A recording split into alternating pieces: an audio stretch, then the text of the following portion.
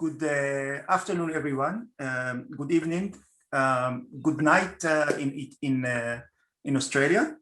We have people all over the world, and I'm happy to host today in the series on theories of regulation and governance one of the leading scholars on regulation and governance, a pioneering and scholar, somebody who would always look at admiringly at her work. Professor Julia Black is a CBE, as said, the commanding officer of the British Empire. She's also a fellow of British Academy. She will be from July the 31st president of the British Academy for the Humanities and the Social Sciences. She is one of the leading, let's say, managers or leaders of the London School of Economics. And she also a leading scholar on regulation, the legitimacy of regulation, the structure and this polycentrism in regulation. She specialized in financial service regulation and regulation of risks. So welcome, Julia. We are happy to have you with us. Let me put you in the spotlight. Thank you, Julia. And the topic of today is regulatory dynamics and dynamics of regulation. Shall we start immediately with the first question, Julia? Yeah? Yeah, okay. Yeah, off we go. What do you mean by regulatory dynamics and dynamic regulation? Okay, so this is something that we all think about in different ways, and it's trying to really always sort of pull together, understand, analyze, crystallize, describe, critique, etc., how regulatory systems are working, how they actually operate, so in other words, what their dynamics are. And that's the thing that kind of brings us all together. That's the things that animates us. And so what I have been conscious of through lots of years of looking at regulatory systems and working in regulatory systems is that often we focus on one particular area of those dynamics. So we might be looking at, we often look at tools, we often look at kind of techniques, technologies of regulation, or we might be looking at how the relationships between those two are, part of a kind of a regulatory system, loosely defined, interacting. Are they interacting in ways which are competitive or collaborative? They are in kind of network relationships or in hierarchical relationships, or we're looking at kind of trust and accountability. So what's the trust and accountability? Is it appropriate? Is it valid? And we're also often looking at how do we, what's gone wrong.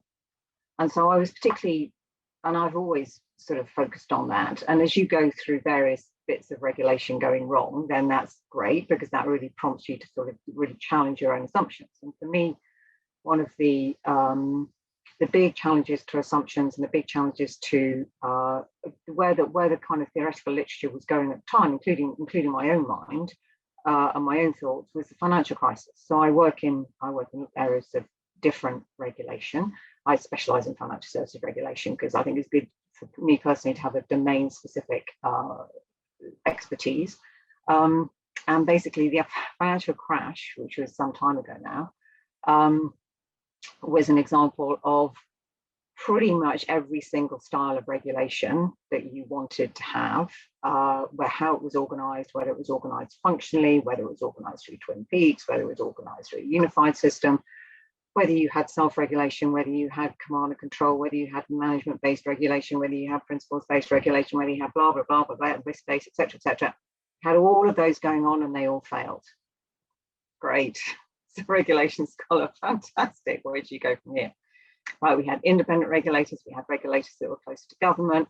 They all, seemed to be lacking. Legitimacy was lost across the whole piece. So it was a really good call to go back to the drawing board, as it were, and to think, okay, let's really start to take apart the dynamics of regulation and understand, what happens when things go wrong. So then I did a project on regulatory disasters, because I decided to really depress myself, to analyze, well, which bits are what's not aligning here. And so from that, I pulled together a framework of really taking the core elements of a regulatory system to really try to then pull it apart. Why? Because then we can start to sort of see, well, when we're analyzing one part, then we can have to be cognizant of the context, the wider context, okay, of in which that particular part may be operating, whether it's a regulatory technique or a structure, etc.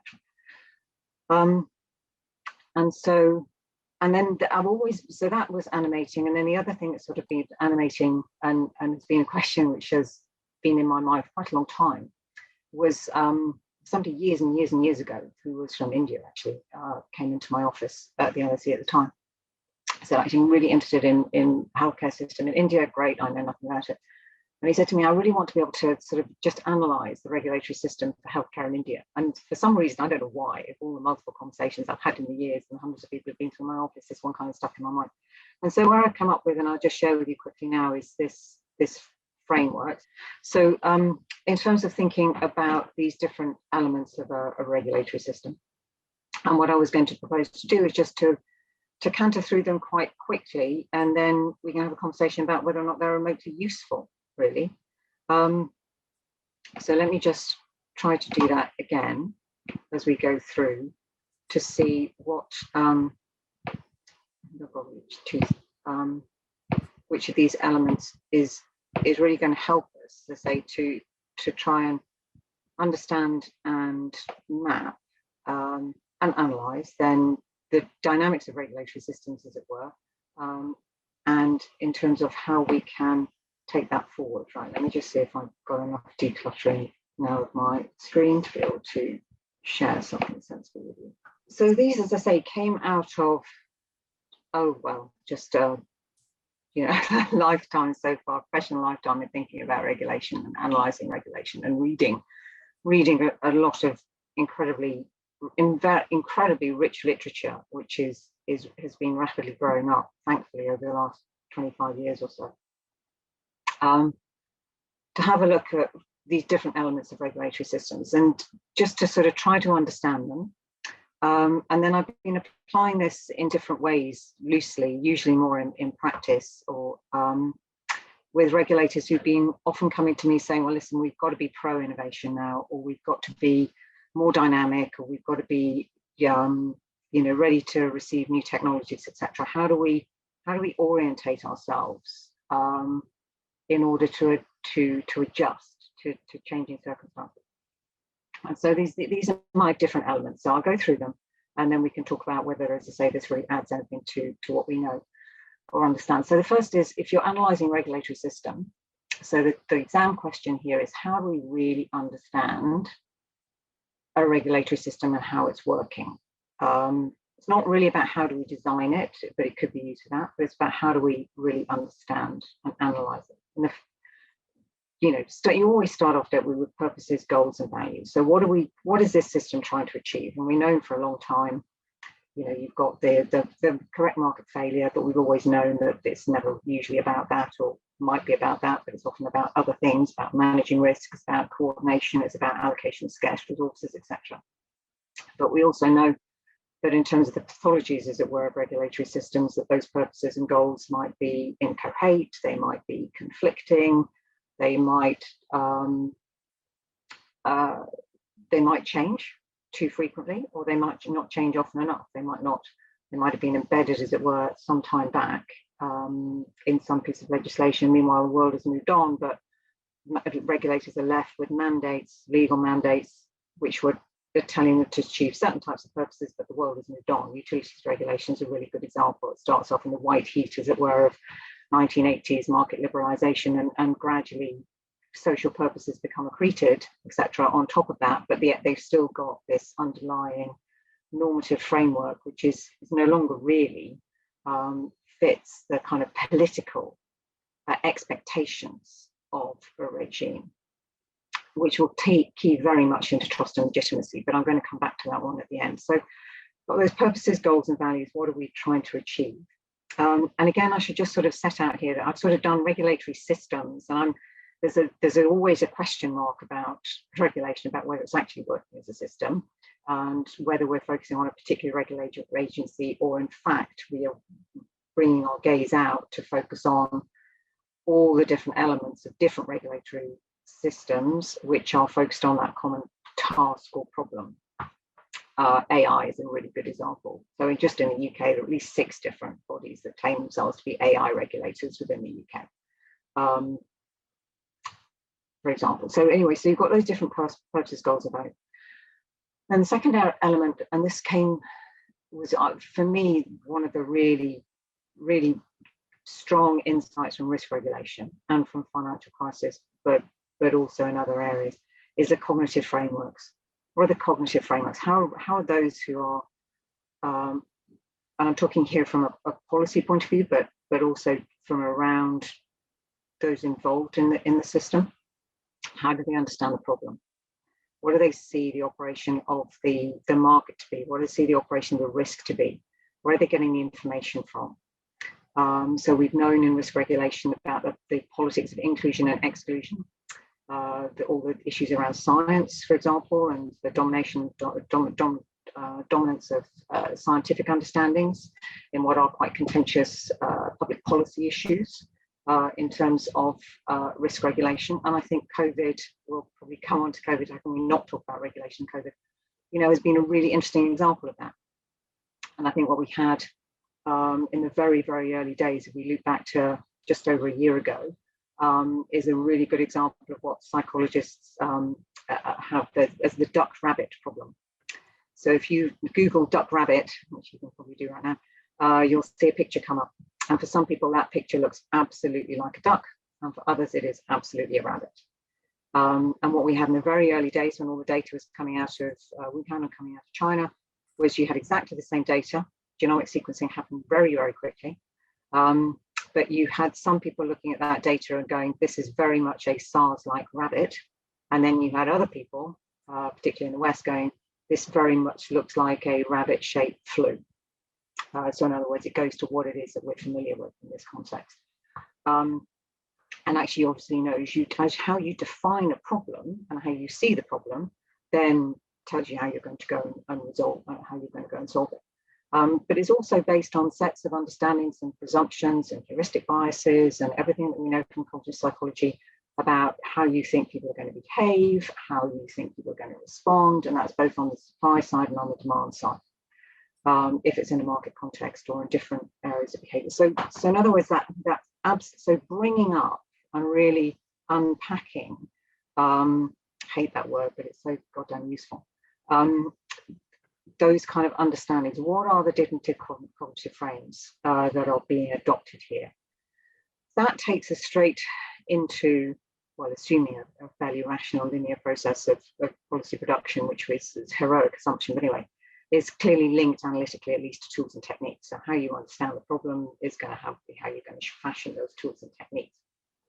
And again, a lot, as I said before, a lot of kind of focus on that, rightly so, in terms of analysing this in terms of, is it process-based regulation, is it outcomes, is it risk-based, is it problem-based, are we using management-based structures here, are we using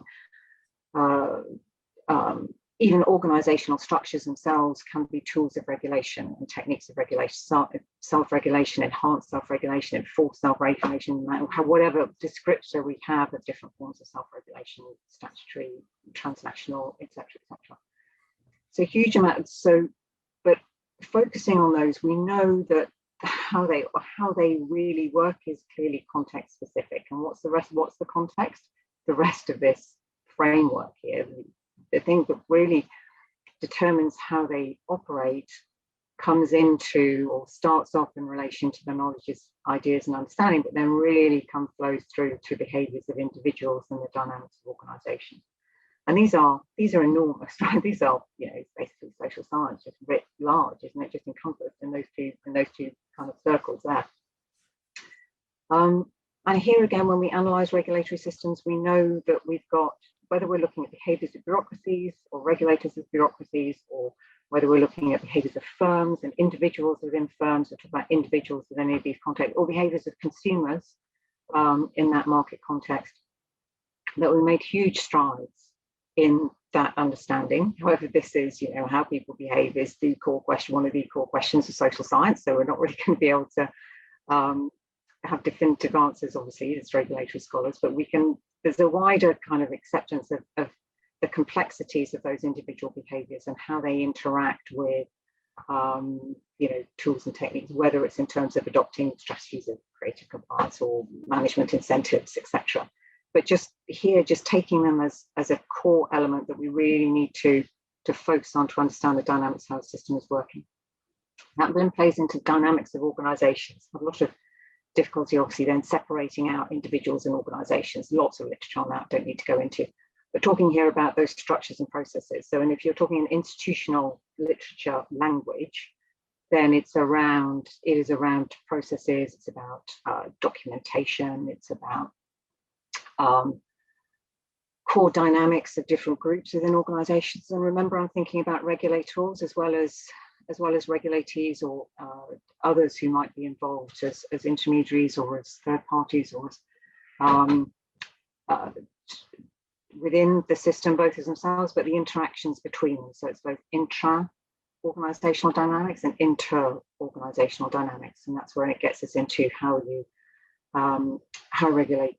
That partly also gets us into the structural relationships. So are they in a network, and how does that affect the dynamics? Is it in a hierarchical? How does that affect the dynamics, collaborative, and so on and so forth? Again, you know, huge area of focus. And what I'm not saying is that every time you look at a regulatory regime, you've got to tick off each one of these boxes, right? Because otherwise we'd just be writing encyclopedias the entire time. But it is to sort of at least be cognizant when thinking about a regulatory regime, which bit am I focusing on and which bit am I not, and how do they interact? And then finally, it is that really, really complicated question around trust and legitimacy, both for state-based regulators, and we know all the debates there, absolutely for transnational and non-state regulators. I'm just thinking about how all of these different dynamics interrelate with that issue of trust and legitimacy. So clearly purposes, goals and values in terms of whether you a regulator, any particular regulatory act, or the system as a whole, to the extent we can define it, is seen as trustworthy and legitimate. In other words, as having the right to govern. And for some that will be grounded in the normative values, its overall aims and purposes. For some that will be grounded in its kind of functional efficiency, tools and techniques. You know, do they know the market? Are they efficient? Are they expert? For some that will be grounded in the processes. You know, is it fair? Is it open? Is it transparent? Is it deliberative? Is it participatory? Does everybody have a voice who should be having a voice, etc.? And so that issue about trust and legitimacy, which is you know, underpins, as it were, the ability of the system or organizations within it ultimately to survive, whether they're state-based or whether they're self-regulatory or not. So that's really where I've been sort of thinking about in terms of how you can think about a regulatory system as having these different elements. Now, in this, I've had lots of different iterations and this is a process of selection. So certain things have been kind of screened out or sort of deprioritized or merged with other things as thinking about it. So communication, for example, is clearly a core element. Coming across power dynamics, you know, cut across, etc. But in terms of this framework, this is where I've sort of been going out when I have been using it to talking to regulators who have been, for example, saying, well, we need to sort of drive towards innovation or whatever, is taking them through and saying, okay, well, you know, each one of these areas kind of has to be primed, as it were, for innovation and responding in a dynamic way. It's the dynamics of dynamic regulation to changes in their environment, widely conceived. So I'm going to stop there because Yeah, maybe, but just to sort of set that out. Maybe you can just summarize in few words, few sentences. What is really regulatory dynamic and what is dynamic regulation? What are the differences before moving into the issue of the value added of this framework or terms or concepts? So regulatory dynamics are this is constantly moving, right? I mean, I can't do the animation because my children at university, so they're not on hand basically to animate my slides for me. But all of these things are constantly shifting. Okay, so that's about dynamic regulation. Even when it's static, it's not dynamic as a forward, front of charge kind of regulatory system. Is that even those that are static are, will have people that they do have a movement element to them. They are alive. And regulatory dynamics is, so the dynamics of regulation are that those dynamics comprise all of these different elements, as it were. So it is the interaction of all of these different elements which constitute the regulatory regime on a continual basis. So what is the value added or why develop this framework? What do we see with it that we don't see via other framework, including yours? Yeah, no, absolutely. So I think, very fair question. And as I said, what does this add? And it may be that the only person who finds this of any value is me, which is fair enough. But genuinely, I think for me, what it does is if we were to take it helps us to provide a sort of an analytical framework to quite complex, often polycentric, as I've talked about in the past, regulatory systems, and to understand the interdependencies of all those different elements.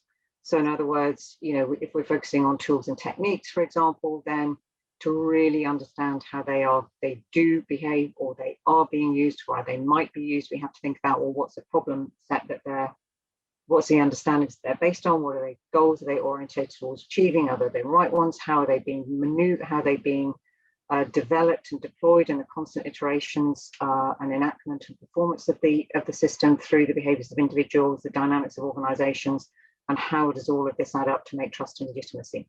And as I say, you can't necessarily look at each one of these in depth in relation to every regulatory system. That would, one might want to, but one doesn't have to. It could be that you're highlighting each. So that's about it. It's about kind of facilitating analytical clarity. Sure. And I see comments here from Melanie. She said, for her, this is a system approach to regulation. But for anti-systems people, we would ask, where is the comparative elements? Where are the politics of this system, the distributive elements? And you say, yeah, please go on. So again, fair questions there. And you're right in the sense that this is, in a way, is it too analytical and sort of stepping back from that very contested world of politics? You say, where's the power dynamic in here? Where's the issue about inclusion and exclusion, etc.? And for me, that permeates, as it were, through this analysis. And as I say, I had long questions about whether I pull out power or not within this. But for me, that comes through the power dynamics at play in each one of these elements. So you've got power dynamics at play in how goals are chosen, right? And who gets to have a voice, whose goals get to dominate, as it were, and whose goals get to be those that are defined as being the ones that should be pursued, and the values be pursued. You've absolutely got power dynamics in the framing, the cognitive framing of a problem. And as I say, we learn a lot from risk regulation in that, in terms of what is seen as a bad outcome, even what is defined as a bad outcome that we want to avoid. and therefore how that gets defined in and how that gets screened out. So there's a power dynamic at play there. There's obviously power dynamics in terms of behaviors of individuals, dynamics of organizations, etc. So, so I think you can use this framework absolutely in a very kind of stand back, objective, analytical way, but I think it's very difficult to actually hold on to that if you are really going to be trying to look at actually those dynamics. You have to capture those power dynamics. And I think it also gives you an insight into points of inclusion and exclusion. So where do people get included and where do different groups get excluded through this process? And who's doing the including and the excluding? I think it can accommodate that. Yeah, I'd like to draw your attention to the chat box and to a question, a question by Pedro. Pedro Baptista says or writes, all those levels could be presented as reasons why regulation is not dynamic. There is a lot of check there, and the checking of the box is a way to turn dynamism good and legitimate, but not necessarily enhancing only dynamism. So this is a comment maybe you want to refer to it or to other questions in the meantime, or we can go to the sword issue of the talk.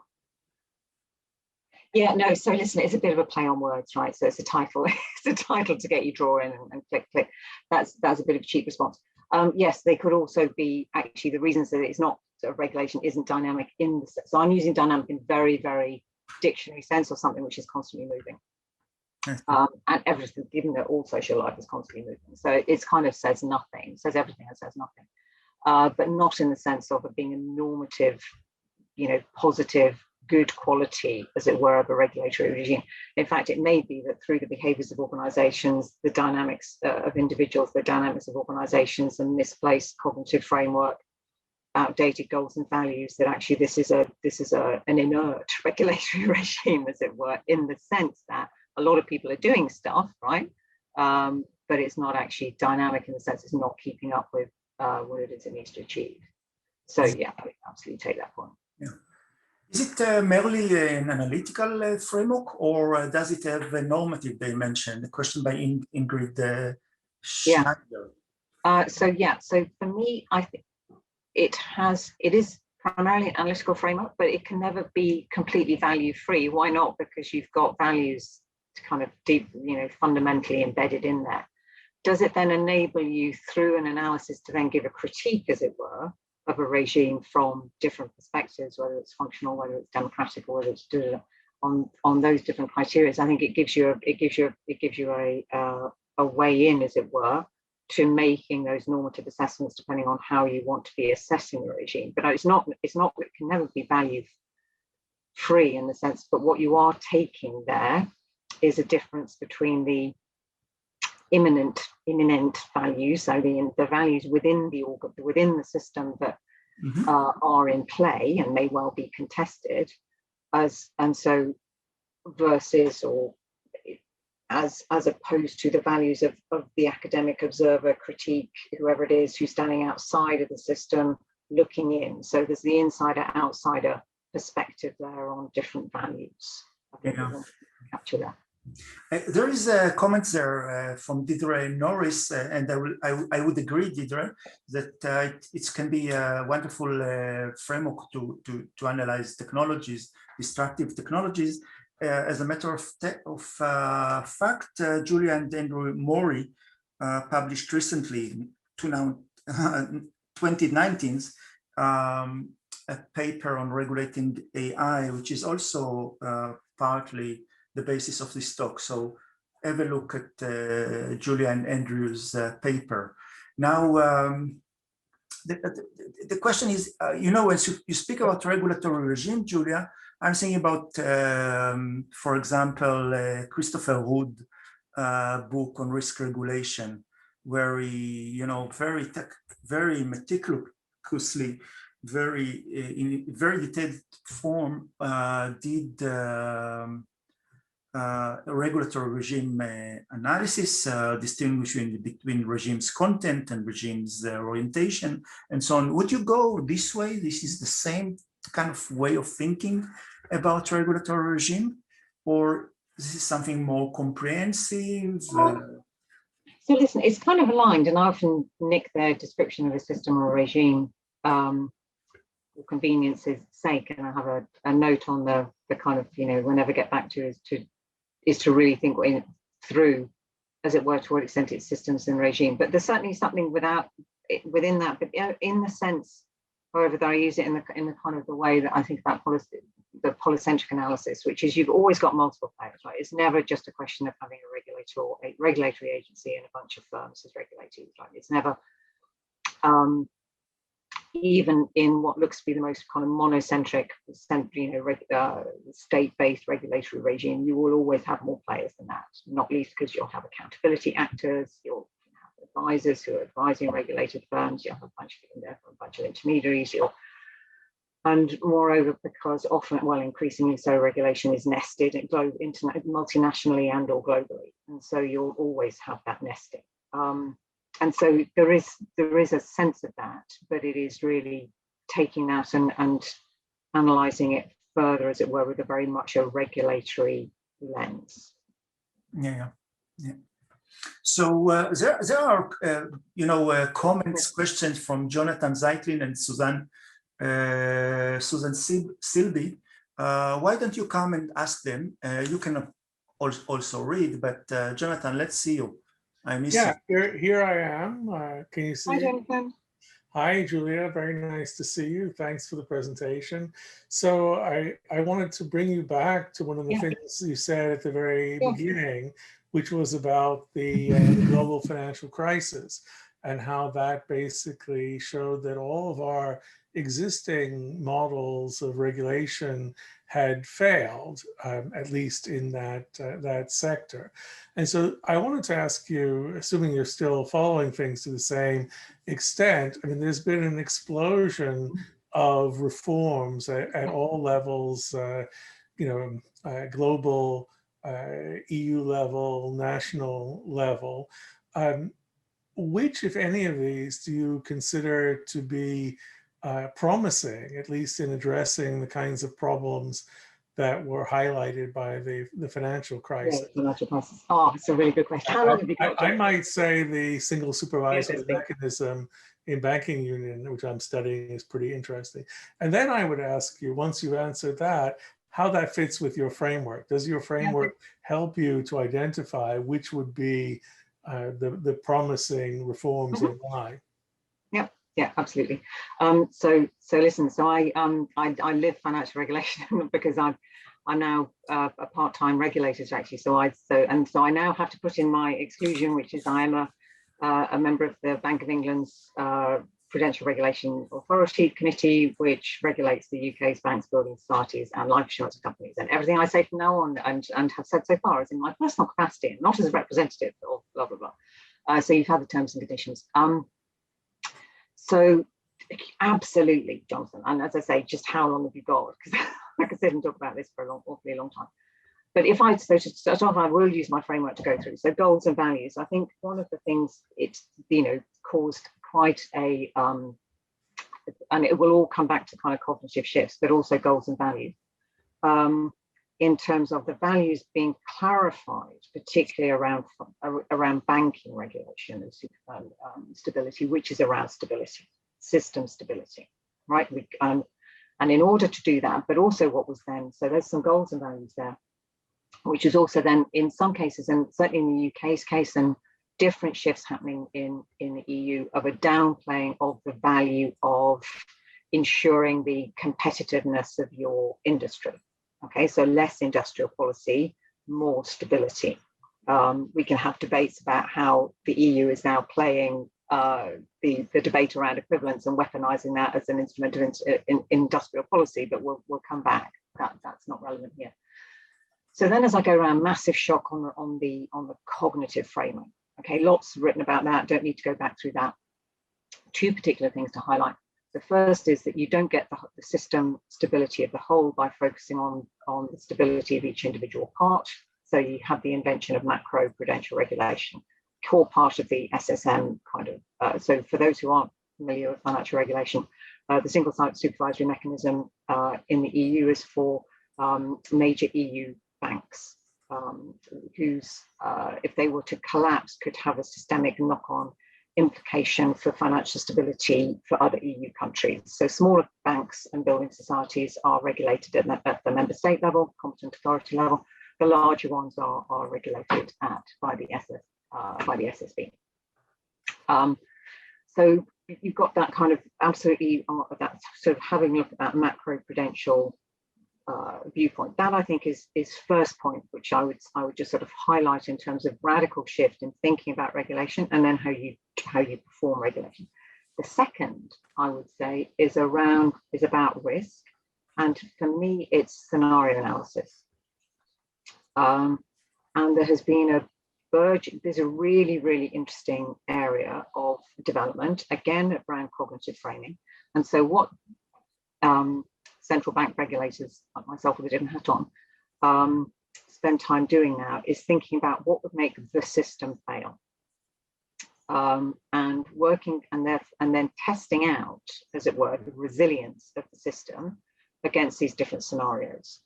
Now, interestingly, when in devising those scenarios, we're not actually worried about creating narratives of why all these bad things might happen. It's just saying a range of bad stuff might happen. We don't know how, we don't know why, but let's just, if GDP went down by X% at the same time that we had a currency do X, at the same time that a bunch of other stuff happens. So it has to be severe but quite plausible scenarios. And this is rolled out, and this is a very new element of financial services regulation. It's rolled out now across central banks, it's rolled out across critical market infrastructure, clearing houses have to have multiple severe but plausible scenarios. It's kind of coming a little bit from insurance under solvency, I don't want to get too technical, but anyway, under insurance regulation, insurers have to have models based on multiple scenarios. And I think so for me, that second shift is around, again, that cognitive framing of how we perceive the risk or a problem, and recognizing that we need to open up the black box of models on which so much financial regulation is based, and really test them against these different things. And finally, there have been different organizational shifts. We've had that within the SSB mechanism. We've had that within the UK. We've had that in different organizational arrangements of financial regulation. And I think absolutely then what the framework does is it goes into, okay, how are those organizational processes working from the inside? And what are the behaviors of individuals, et cetera, et cetera. So I could go on, but there's a lot in there. There's a lot in there, Jonathan, absolutely. So let's move on, because I'd like to go to the COVID situation or context from the financial crisis to the COVID. But before we go to the COVID, you suggested a question that I'm happy to repeat. To what extent this framework helps scholars and practitioners to make regulation more friendly, more innovative? Can it take those big tasks, more friendly regulation, more innovative? What did you mean by those qualities?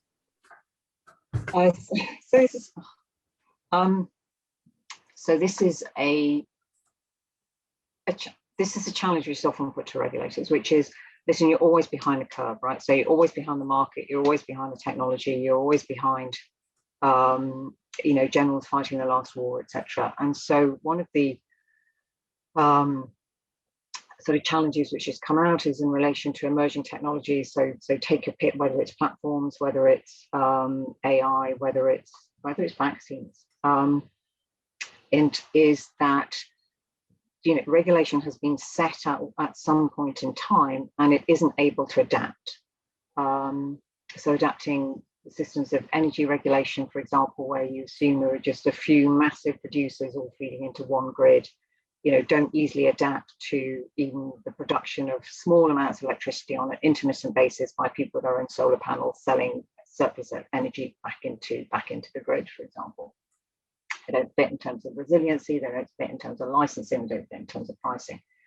So the call is always for regulators, certainly it is at the moment for regulators, to be more innovative. And so where I've been working with regulators, or some regulators, with this is to actually help them do a self-diagnosis, as it were, of their own position within the system, and looking out to the market in terms of, what are their goals and values?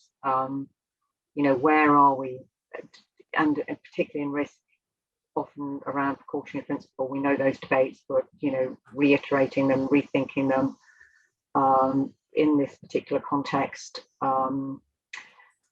moving through kind of the understanding again of the problems, moving through the appropriateness of the tools and techniques, moving through the dynamics of individuals, their understanding of the market, etc., training, skills, capacity, moving.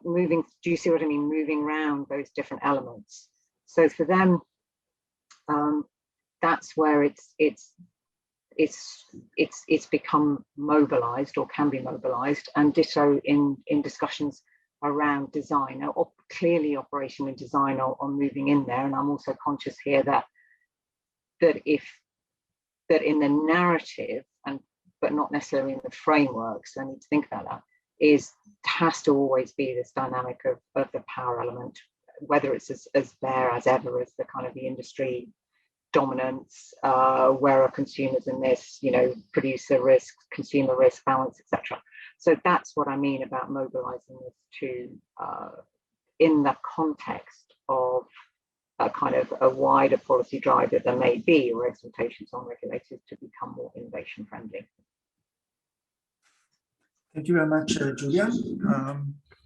I'd like to move to the fifth big questions that we have planned to do in this talk.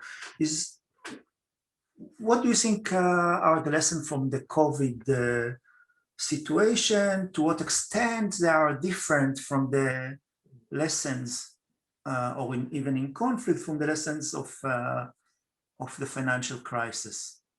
And also maybe a normative assessment of the role of regulator in those two crises. In brief. Yeah, no, absolutely. Yeah. So just on COVID, I'm just sort of see if I can catch a question on the chat as well.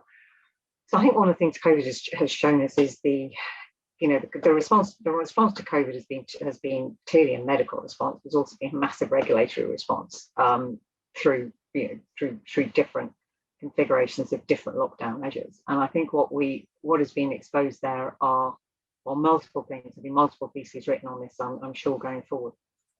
One of the most clearly obvious things is just different societal attitudes to risk. But partly attitudes to risk, but also ability to protect oneself from risk. And I think as we look around the world, what has become really, really obvious is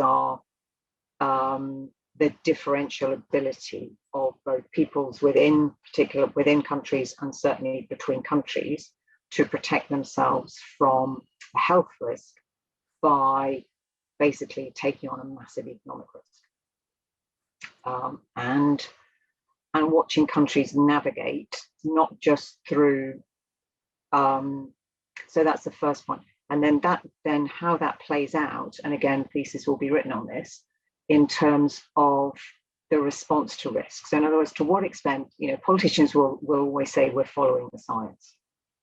But we all know from looking at science and policy making and looking at this regulation and how that plays out, that it never really works like that. Political choices are being made at every single step of the way. And so it's to tease out to what extent are those choices being governed by, what are those choices being governed by? Are they being governed by, what can a country afford?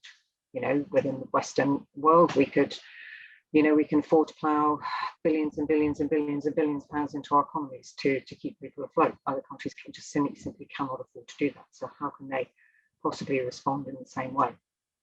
So how are choices around how to manage risks being made? What are the trade-offs that are being made in that process? And we've seen so many different trade-offs being made between, whether it's health, education, livelihoods and lockdowns, etc.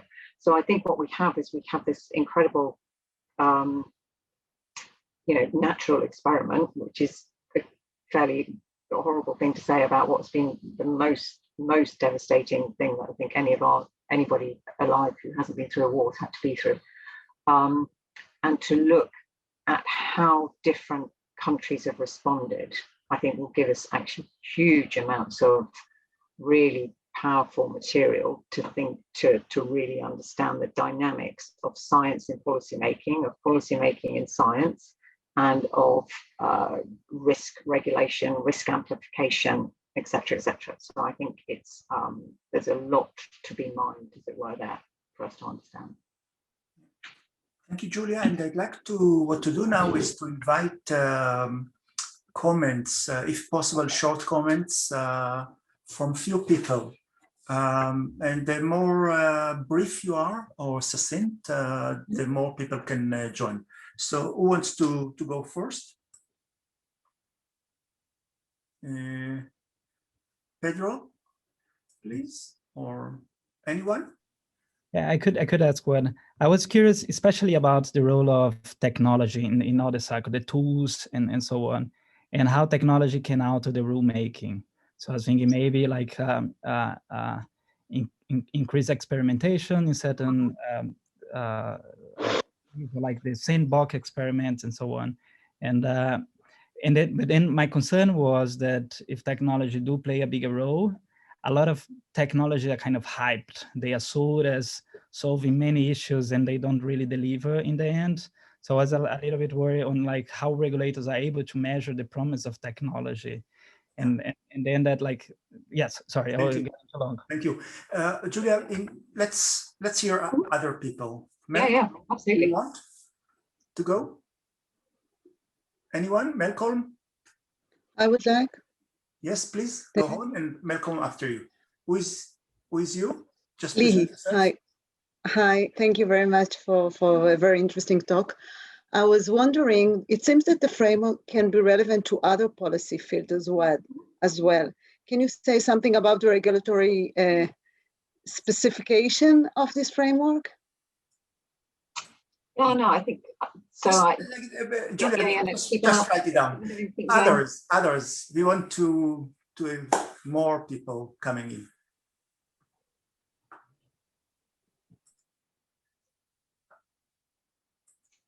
Yep. Jonathan, do you want to go? I see that you wrote a message, but I don't have time to read. Maybe you can speak out, Jonathan. Yeah, but I was just thank you. I was just following up on what I had said before to try to identify what I thought were the innovative features of the single supervisory mechanism for banking union and to relate them to Julia's framework. But I mean, I've written it out in the chat. I don't think I should present it now. Thank you. Okay, so one more. So if not, Julia, please go on. Yeah. Okay. So technology and regulators sort of technological lock-in and what technology should they be using themselves? I think that was a question in terms of their regulatory processes. So I think one of the key things here is really about is technical understanding and expertise. So one of the issues that's coming through very strongly, it might be around blockchain, but it might be around smart rule writing, having auto fulfilling rules, as it were. In terms of RegTech. So there's a bunch that are there about RegTech, and there's a bunch there also about regulators using, for example, AI themselves to be making, to be doing analysis, etc. I think one of the major concerns there is really for regulators to be very, very good procurers. Do they really understand what it is that they're buying, and also is their framework for using that technology absolutely consistent and aligned with the values, again, trust and legitimacy, seen this increasingly in relation to particularly the use of AI in the non-consumer space. So whether it's in terms of facial recognition by police, for example, whether it's in terms of forensic investigations, and so on and so forth, or using neural network models, for example, in the context of money laundering to try and identify where you got suspected activity. So I think this is a huge conversation which needs to be very, very urgently had. And I think one of the as I say, just it's a very basic issue, but it comes back to skills, understanding, expertise, and being massively outgunned in terms of industry, usually for all the reasons that regulators are often massively outgunned. But actually also, however, having the opportunity there, I think there really is an opportunity for regulators to do a lot more collaborative learning from one another. It sounds a bit trite, but I think nonetheless true. In terms of just conscious of time, the regulatory specification, so specification of the framework for regulators, I mean, it is quite generic. If you look at other different policy frameworks, they'll pick up similar things. I think where it comes out is in the particular task. Regulatory governance is a particular type of task which is different from other forms, for example, of policy administration or organisation, which is around the changing of behaviours or the managing of risks through the changing of behaviours, or the achieving of other things through the changing of behaviours, which is and it's through that change and through that different element of agency. There's more there than I can unpack in this particular mode, but I agree from a generic, but I think in the way that it then gets, we are always focused on a particular problem set or particular type of social dynamic, and I think that's where it gets its particular governance flavour. Yeah. One question of mine, and actually also from my PhD students who just finished Rotem Medezzini, one of your great contributions were the discussion of decentering regulation, really polycentric regulation. And as we are looking now at the dynamic of the system, my question to you, do you see more decentering, more polycentrism, or a return to monocentric regulation when you think about the regulation of the COVID experience? And I would go and ask a different but connected question regarding the lessons from the mixed result in governing platforms, internet platforms via enhanced self-regulation. Where are we in this regards from your point of view, starting with the dynamic of the system and then going to the platforms? So as I say, to me, regulation is always polycentric. It's just a question of degree. So and there is no world movement. You know what I mean? It's moving in different places, different ways, in different areas, different times, different countries. And then to the dynamics on platforms. So that's really interesting. It's very trite, but it's no less true. So I think what's interesting here is the areas where states in different countries have decided to step in, and areas where actually they haven't, and platforms have been kind of left to get on with it. And one could argue whether that's an abdication, as it were, of state responsibility or not, but leaving that argument on one side for a moment. So I think you've got, and again, it varies across countries. So, Europe is basically the kind of the regulatory leader in some senses on data protection regulation. If you go out to Australia and different places, just don't have the same level of protection in other countries at all.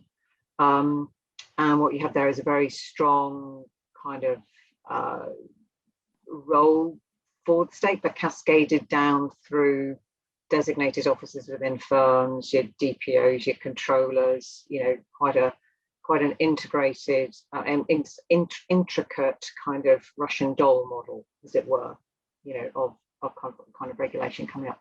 And then one can argue about the different capacities of regulators and the resourcing of ICOs and equivalents in different countries, and how, because of the market choices of firms, you end up with quite powerful regulatory actors in particular countries because of the way the market is driven. That's Ireland, for example, in data regulation, which might not necessarily match the capacity. So you find it's doing the job for more countries than it, but it's anyway. So there's a whole dynamic there. But I think if we were to look at clearly on content regulation, then you've got a whole multiplicity. What you have is you have some law about human rights and freedom of speech, etc. Often reliant on private legal actions, to take those legal actions with all the drawbacks, the advantages and disadvantages that has. But basically, platforms being left to moderate content and being told that that's what they have to do.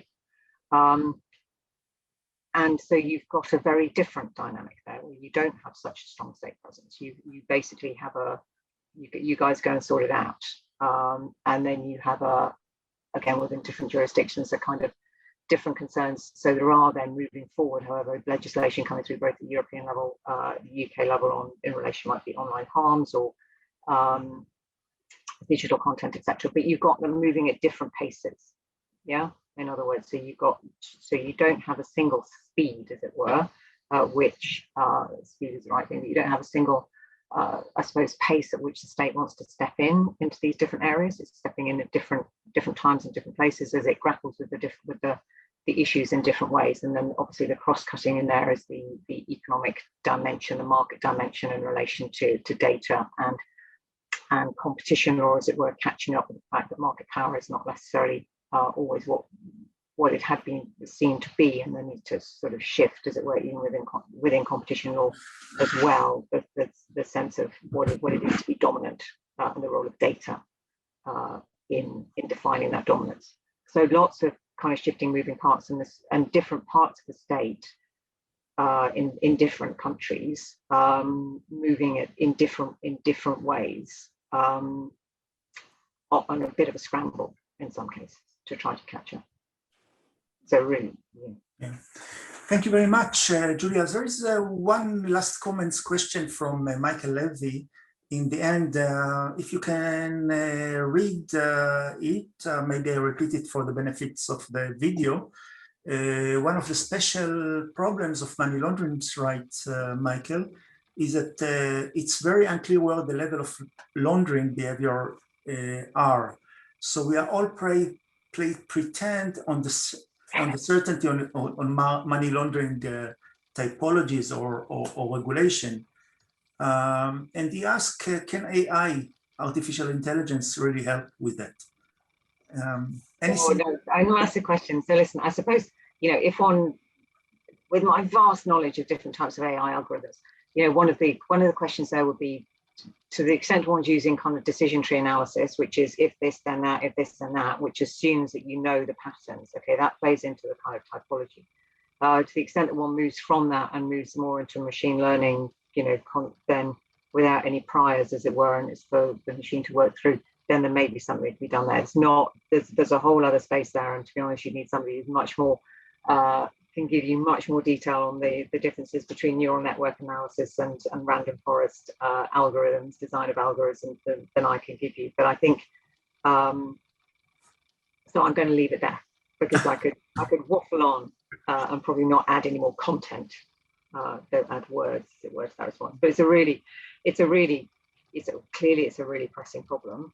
And again, I think it's somewhere where actually we need proper research. We need to get people like the Alan Turing Institute in with the anti-money launderers, in with to really cut that one through. Yeah.